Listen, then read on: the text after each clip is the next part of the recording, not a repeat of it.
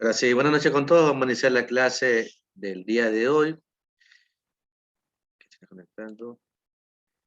Ya ayer vimos un poco lo que es introducción, la última clase lo que es introducción a máquinas eléctricas. Hablamos un poco de los diferentes tipos de máquinas,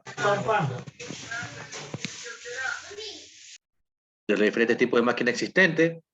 Y también vimos un breve video sobre la historia de la empresa Black & Decker, que es una multinacional que justamente abarca este mercado de máquinas. Para continuar con la temática, vamos a ver ahorita una introducción a lo que son motores eléctricos, el funcionamiento. Hay un video que ya está, déjenme la semana, que ya voy a habilitarlo en este momento.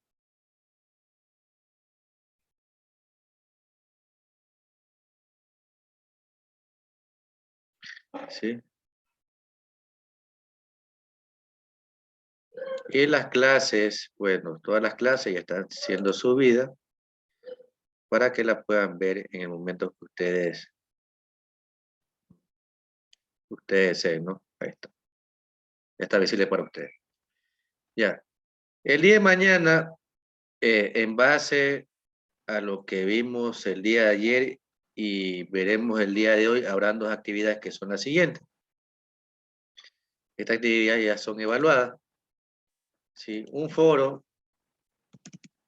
¿sí?, que estará habilitado. Mañana tenemos,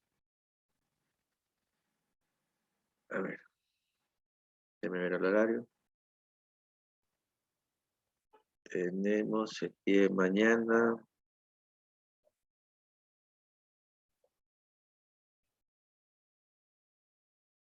Tenemos de 19:40 a 21:20. Ya, entonces, bueno, este foro lo voy a dejar habilitado desde las 14 horas a 22 horas. ¿Sí? Un tema específico que tienen que investigar y luego contestar la pregunta que está en el foro, ¿no? Ya creo que todos saben la modalidad. Y también habrá un cuestionario, ¿sí?, habilitado desde las 18 horas hasta las 22 horas para que lo resuelvan, ¿no? En base a lo visto ayer, lo que hemos hablado un poco y lo que veremos el día de hoy. Entonces, estas dos actividades tienen que hacerlas el día de mañana para que estén pendientes. Aún no les ha habilitado, no les he colocado, pero ya a partir de mañana estarán presentes en el aula virtual. Déjenme hacerle una captura para colocar las horas. Y estas dos actividades ya van a ser calificadas, ¿no? En el caso del cuestionario, como indiqué en la parte de los criterios de evaluación, tendrán una validez de 2 puntos y la cuestión del foro tendrá una validez de 1 punto, ¿no? ¿Sí? ¿Está claro lo que tiene que hacer el día de mañana? Sí. Ya. Entonces vamos con la temática, es un video y luego vamos a dialogar sobre el mismo, ¿no? Déjenme eliminar esto de aquí. Y es justamente sobre motores. Bueno.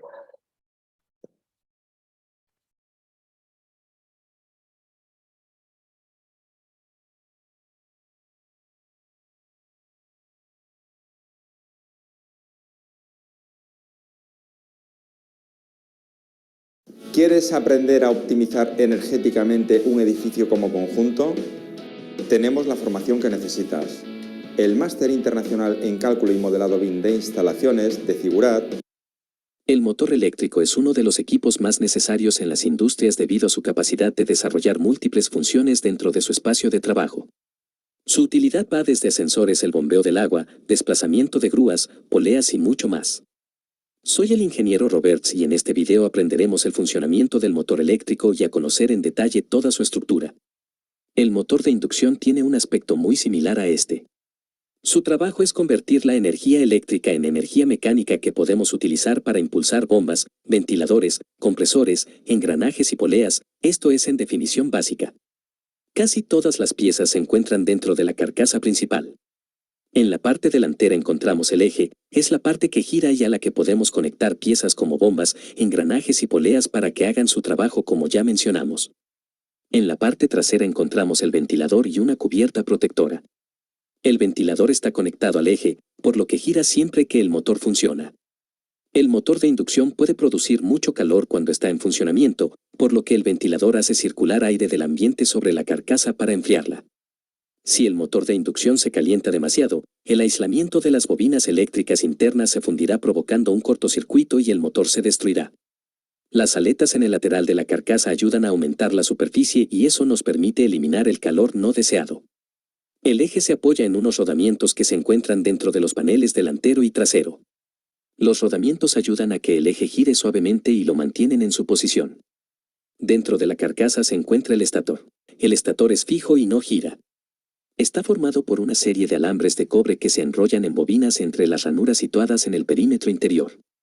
El alambre de cobre está recubierto con un esmalte especial que aísla eléctricamente los alambres entre sí, lo que significa que la electricidad tiene que fluir a través de toda la bobina, de lo contrario tomaría el camino más corto posible y veremos por qué esto es importante. Este es un motor de inducción trifásico, por lo que tenemos 3 conjuntos separados de bobinas en el estator. Los extremos de cada conjunto se conectarán a los terminales dentro de la caja de terminales eléctricas. Veremos cómo se conectan un poco más adelante en este video. Cuando se conecta el suministro eléctrico, el estator genera un campo electromagnético giratorio. El rotor está conectado al eje, en este caso es un rotor de tipo jaula de ardilla. Se llama jaula de ardilla porque tiene 2 anillos en los extremos que están conectados por unas barras y que giran juntas. Este diseño es similar al de una pequeña jaula o rueda de ejercicio que utiliza en una mascota, hámster o incluso una ardilla. La jaula de la ardilla está equipada con una serie de láminas de acero. Estas láminas ayudan a concentrar el campo magnético a las barras. Las láminas se utilizan en vez de una pieza sólida de metal, ya que esto mejora la eficiencia al reducir el tamaño de las corrientes inducidas en el rotor. Cuando el rotor se coloca dentro del estator y este se conecta a una fuente de alimentación eléctrica, el rotor comenzará a girar. Entonces, ¿cómo es esto posible? Cuando la electricidad pasa por un cable, se genera un campo electromagnético alrededor del mismo. Podemos ver esto colocando unas brújulas alrededor del cable. Las brújulas girarán para alinearse con este campo magnético. Si la dirección de la corriente se invierte, el campo magnético también se invierte, por lo que las brújulas cambian de dirección. El campo magnético del cable atrae y empuja las agujas de las brújulas. Al igual que si deslizamos 2 barras magnéticas una hacia la otra, se atraerán o repelen. Incluso podemos utilizar un imán para hacer girar otro imán, o podemos hacer girar el imán cambiando la intensidad del campo magnético que lo rodea. Si colocamos un cable en un campo magnético y hacemos pasar una corriente a través de él, el campo magnético del cable interactuar con los imanes permanentes. El campo magnético y el cable experimentará una fuerza. Esta fuerza moverá el alambre hacia arriba o hacia abajo, dependiendo de la dirección de la corriente y de la polaridad de los campos magnéticos. Si envolvemos el alambre en una bobina, el campo electromagnético se hace más fuerte. La bobina producirá un polo norte y un polo sur, al igual que un imán permanente. Estas bobinas de alambre las llamamos inductores. Cuando pasamos corriente alterna a través del cable, los electrones cambian constantemente de dirección entre el flujo hacia adelante y hacia atrás. Por tanto, el campo magnético también se expandirá y colapsará y la polaridad se invertirá. Cuando coloquemos otra bobina separada en las proximidades y completemos el circuito, el campo electromagnético inducirá una corriente. En esta segunda bobina, podemos conectar 2 bobinas y colocarlas una frente a la otra para crear un campo magnético mayor. Si colocamos un circuito cerrado de alambre dentro de este gran campo magnético, induciremos una corriente en el circuito. Como sabemos, cuando pasamos una corriente a través de un cable, se genera un campo magnético y también sabemos que los campos magnéticos empujan o atraen entre sí. Por lo tanto, este circuito de alambre también generará un campo magnético y este interactúa con el campo magnético mayor. Queda al lado de la bobina, experimentará fuerzas opuestas, provocando su rotación. Este circuito es por tanto nuestro rotor y las bobinas son el estator. Sin embargo, el rotor solo girará hasta que se alinee con las bobinas del estator. Entonces se atasca, ya que la corriente inducida se invierte con la bobina. Para superar esto tenemos que introducir otro conjunto de bobinas en el estator y debemos conectarlas a otra fase. Los electrones fluyen en esta fase en un momento ligeramente diferente, por lo que el campo electromagnético también cambiará de intensidad y polaridad en un momento ligeramente diferente. Esto obligará al rotor a girar. Dentro del motor de inducción tenemos 3 bobinas separadas que se utilizan para producir un campo electromagnético rotativo. Cuando pasamos una corriente alterna a través de cada bobina, estas producen un campo electromagnético que cambia de intensidad y de polaridad a medida que los electrones cambian de dirección. Pero si conectamos cada bobina a una fase diferente, los electrones de cada bobina cambiarán de dirección en un momento distinto. Esto significa que la polaridad y la intensidad del campo magnético también se producirán en un momento diferente. Para distribuir este campo magnético tenemos que girar los conjuntos de bobinas 120 grados desde la fase anterior y luego combinarlos en el estator. El campo magnético varía su intensidad y polaridad entre las bobinas que se combinan para producir el efecto de un campo magnético giratorio. Ya hemos visto en este vídeo que se puede inducir corriente en una segunda bobina cuando está cerca. Las barras de la jaula de ardilla están conectadas en cada extremo, lo que crea múltiples circuitos o bobinas, por lo que cada barra induce una corriente y crea un campo magnético. El campo magnético de las barras del rotor interactúa con el campo magnético del estator. El campo magnético de las barras del rotor es atraído por el campo magnético del estator. Como el campo magnético está girando, el rotor también girará en la misma dirección que el campo magnético para intentar alinearse con él, pero nunca podrá alcanzarlo completamente. Las barras del rotor suelen estar inclinadas. Esto ayuda a distribuir el campo magnético entre varias barras y evita que el motor pueda alinearse y atascarse. Colgate Plus elimina hasta el 99.9% de las bacterias.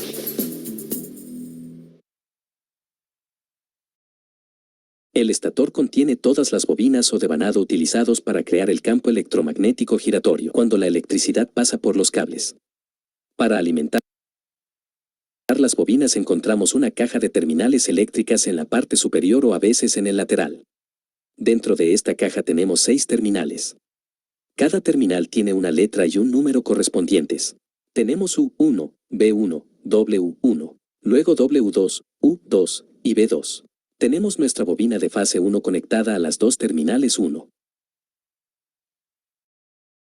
Luego, las bobinas de fase 2 conectadas a las 2 terminales B, y por último la bobina de fase 3 conectada a los 2 terminales W. Observe que los terminales eléctricos están distribuidas en una configuración diferente de un lado a otro. Veremos por qué en un momento. Ahora traemos nuestra fuente de alimentación trifásica y la conectamos a sus respectivos terminales para que el motor funcione. Necesitamos completar el circuito y hay 2 formas de hacerlo. La primera es la configuración en triángulo o delta. Para ello conectamos las terminales de U1 a W2, B1 a U2 y W1 a V2. Esto nos dará nuestra configuración en triángulo. Ahora cuando proporcionemos corriente alterna a través de las fases, vemos que la electricidad fluye de una fase a otra, ya que la dirección de la corriente alterna se invierte en cada fase en un momento diferente. Por eso tenemos las terminales en diferentes configuraciones en la caja de terminales, porque así podemos conectar fácilmente entre ellos y permitir que la electricidad fluya entre las fases. A medida que los electrones se invierten en diferentes momentos. Otro modo en el que podemos conectar las terminales es utilizando la configuración en estrella. En este método conectamos las terminales W2, U2 y B2 en un solo lado. Esto nos dará nuestra conexión equivalente en estrella. Ahora, cuando pasamos la electricidad a través de las fases, vemos que los electrones se comparten entre las terminales de las fases. Debido a sus diferencias de diseño, la cantidad de corriente que fluye en la configuración en estrella y en triángulo es diferente y veremos algunos cálculos para esto. Veamos la diferencia entre las configuraciones en estrella y en triángulo. Digamos que tenemos el motor conectado en triángulo con un voltaje de alimentación de 400 voltios. Esto significa que, si utilizamos un voltímetro para medir el voltaje entre 2 fases cualquiera, obtendremos una lectura de 400 voltios. Lo que llamamos un voltaje de línea a línea. Ahora, si medimos a través de los 2 extremos de una bobina, vemos de nuevo el voltaje de línea a línea de 400 voltios. Digamos que cada bobina tiene una resistencia o impedancia, ya que se trata de corriente alterna de 20 ohms. Eso significa que obtendremos una lectura de corriente. La bobina de 20 amperios podemos calcular eso a partir de 400 voltios dividido por 20 ohms, que son 20 amperios, pero la corriente en línea será diferente. Será de 34,6 amperios. Obtenemos eso de 20 amperios multiplicado por la raíz cuadrada de 3, que es 34,6 amperios. Eso es porque cada fase está conectada a dos bobinas. Ahora, si miramos la configuración en estrella, tenemos de nuevo un voltaje de línea a línea de 400 voltios. Lo vemos si medimos entre dos fases cualquiera, pero con la configuración en estrella todas nuestras bobinas están conectadas juntas y se encuentran en el punto de estrella o en el punto neutra. Es a partir de este punto que podemos pasar un cable neutro si lo necesitamos. Así que esta vez, cuando medimos el voltaje a través de los extremos de cualquier bobina, obtenemos un valor más bajo de 230 voltios. Esto es porque la fase no está directamente conectada a dos bobinas, como en la configuración de triángulo. Un extremo de la bobina está conectado a una fase, pero el otro está conectado al punto compartido, por lo que el voltaje es, por tanto, compartido. El voltaje es menor, ya que una de las fases está siempre en sentido inverso. Podemos calcularlo dividiendo 400 voltios por la raíz cuadrada de 3, que son 230 voltios. Como el voltaje es menor, la corriente también lo será, si aplicamos el mismo ejemplo de la bobina con una impedancia de 20 ohms. Entonces 230 voltios divididos por 20 amperios igual a 11,5 amperios. Por lo tanto, la corriente de la línea también será la misma. 11,5. Así podemos ver que la configuración en triángulo, la bobina, está expuesta a los 400 voltios completos entre dos fases, pero en la configuración en estrella solo está expuesta a 230, entre la fase y el punto neutro. Así que la estrella utiliza menos voltaje y menos corriente en comparación con la versión en triángulo. Muy bien, colegas, eso es todo por este video. Pero si quieres... Bueno, analicemos un poco lo que continuar. Indicó el video, ¿no? Aquí decía que los motores tienen múltiples aplicaciones.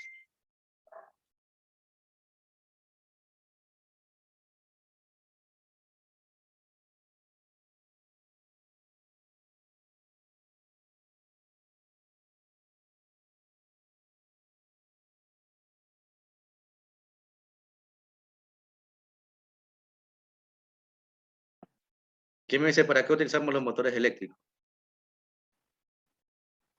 ¿Me escuchan? Sí, profe, para poner... Sí, ingeniero. ¿En qué aplicaciones podemos utilizar los motores eléctricos? Apagada porque está apareciendo para merendar. Ok. ¿En qué aplicaciones podemos utilizar los motores? Para hacer energía, convertir energía mecánica. ¿Pero para qué la aprovechamos? ¿En qué? Para convertir, para poner engranaje, bomba. Ya. Engranaje para que se multiplique para por ejemplo, los asaderos, pollo. Ya. ¿En qué más? Para hacer poleas. Poleas. Ya. ¿Será, por ejemplo, que un ascensor utiliza ciertos tipos de motores? Claro. Un ascensor, una máquina, una escalera eléctrica también. Entonces, toda aplicación que necesite en sí un movimiento va a ocupar un motor. Entonces, es una máquina muy utilizada de forma general y por eso es importante conocer su funcionamiento. Aquí indicaba unas partes principales, por ejemplo, hablaba del eje que se encuentra en la parte frontal, que es donde se aprovecha el movimiento, ¿no? Tiene una parte de ventilación en la parte trasera que permiten crear un sistema de enfriamiento porque al momento del motor trabajar comienza a calentarse. Entonces, primero su diseño, son constructivos de la parte mecánica, permite que este calentamiento sea menor y también este sistema de ventilación evita esto. Como decía en el video, si este sistema falla o es inexistente, va a comenzar el motor a calentarse y va a provocar que el aislamiento de los devanados, de los bobinados, se queme y provoque cortocircuito, que es uno de los daños más comunes existentes, ¿no? Cada uno de los devanados están separados por un tipo de aislante que evita que se produzcan cortocircuitos internamente, ¿no? Y se sobrecaliente, ¿no? Entonces, este tipo de máquinas, aquí hablaba del motor de inducción trifásico, que es el más utilizado. Más adelante veremos los diferentes tipos, monofásico y trifásico. Pero en el caso industrial tenemos el trifásico, también la caja de terminales o de bornes, donde se hacen los diferentes tipos de conexionados, dependiendo el fabricante, la normativa del fabricante, ya sea para el caso de normativa americana, que es normativa NEMA, y normativa europea, que es IEC, para el caso de motores, la caja, la posición de la caja de terminales puede variar, ¿no? Puede estar en la parte lateral o también puede estar en la parte superior, que también veremos cómo diferenciar entre una normativa y otra. ¿Por qué? Porque en base a esa normativa también va a variar lo que son los nombres de los terminales, las características dimensionales, por ejemplo, de potencia y otros datos importantes que hay que conocer, ¿no? Bueno, entonces se genera un campo magnético que interactúa entre la parte fija y la parte móvil para poder aprovechar el movimiento del eje, ¿no? ¿Sí? Entonces, todo va a depender de la polaridad, ¿no? La cantidad de polos es la velocidad del motor, ¿no? La que se conoce como velocidad de sincronismo, que también haremos el cálculo de esa parte de ahí la semana que viene. Entonces, se produce el fenómeno del campo electromagnético para generar el movimiento de la parte del eje del motor, ¿no? En este caso tenía 3 bobinas, ¿sí? Aquí indica un grado. Este grado no es grado normal, es un grado eléctrico, ¿sí? 120 grados eléctricos. Se suele decir que en un motor las fases están desfasadas 120 grados eléctricos, es decir, primero ingresa una y luego ingresan las demás continuamente, no ingresan todas a la misma vez. Entonces se crea el campo y se genera el movimiento, ¿no?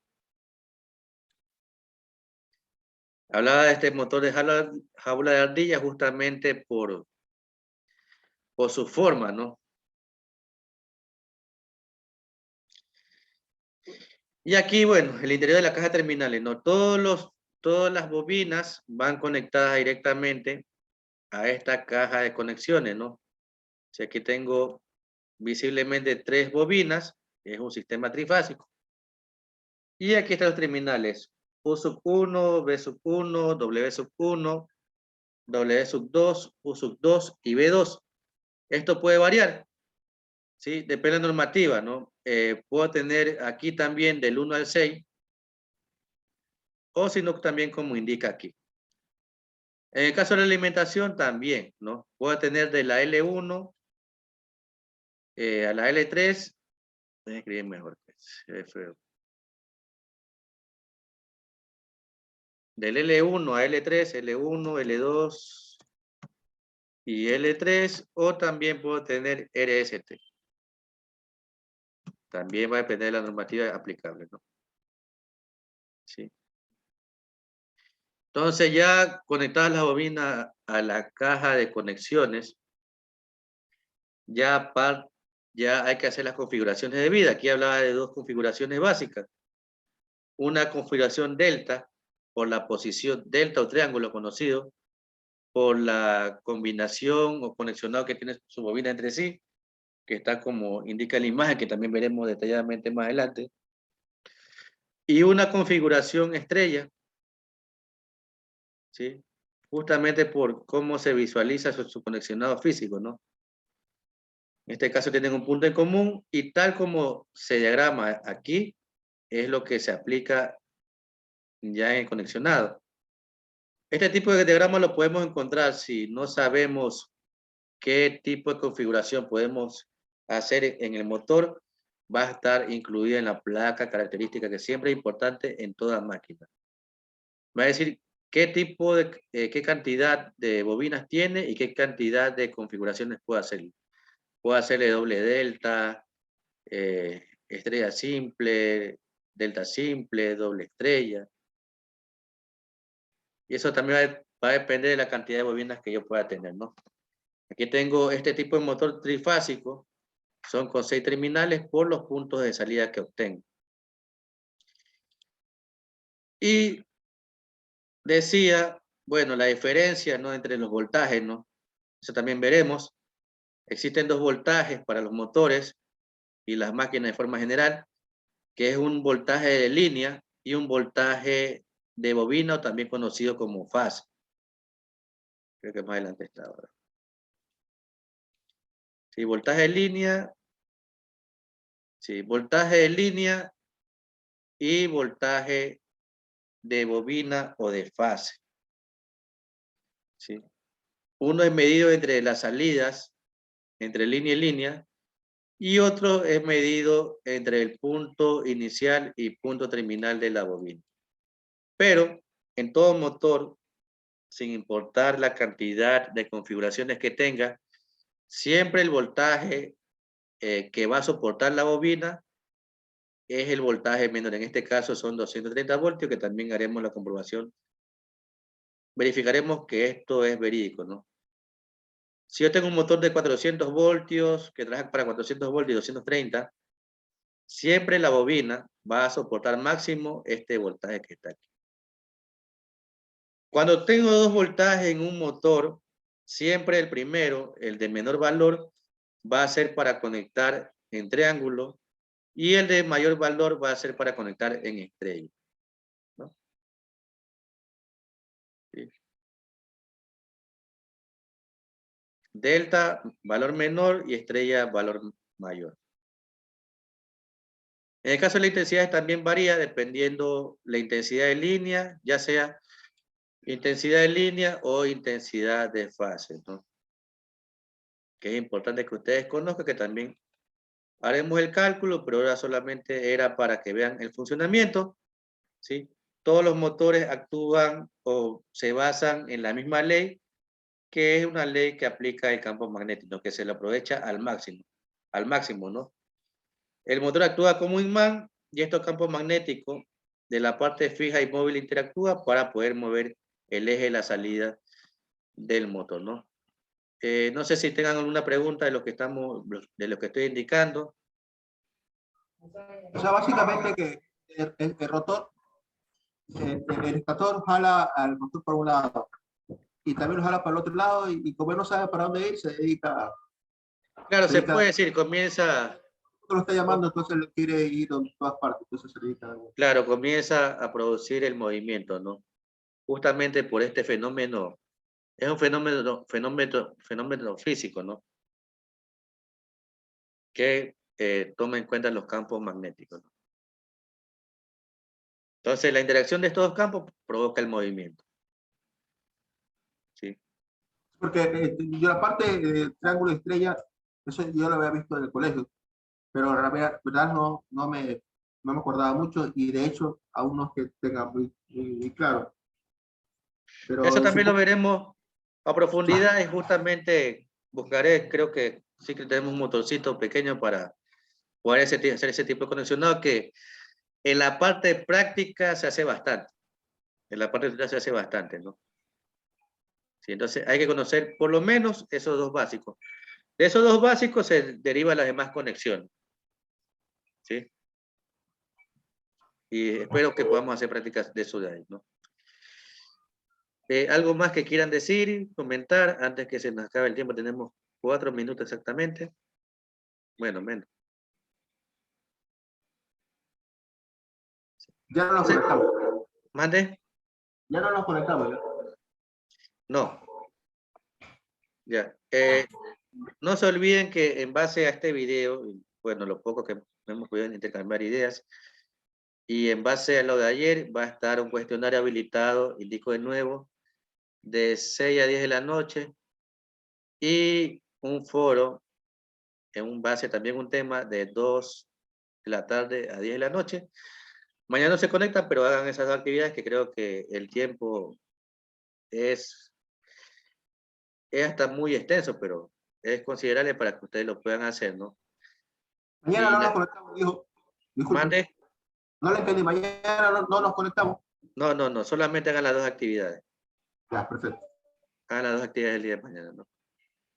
Entonces, era eso de ahí. Y mañana, bueno, en la siguiente clase vamos a ver justamente lo que es la placa del motor y esta parte de aquí, y cómo se hace el cálculo justamente de los bobinados, ¿no? Porque existen diferentes tipos de bobinados en un motor, ¿no? Entonces, sin más que decir, si ya ubicaron presente su nombre, debe verificar. Hay 8, ya están los 8. Nos veríamos la próxima semana.